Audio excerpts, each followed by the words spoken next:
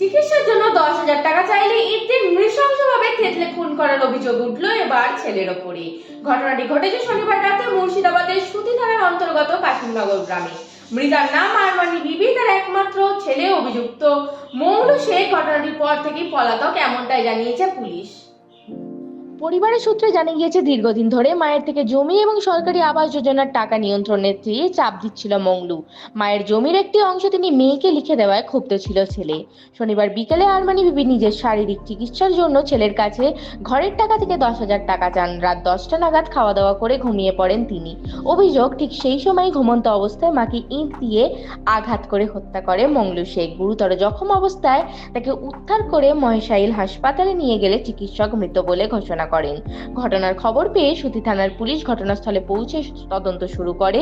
মৃতদেহ পাঠানো হয়েছে ময়না তদন্তের জন্য।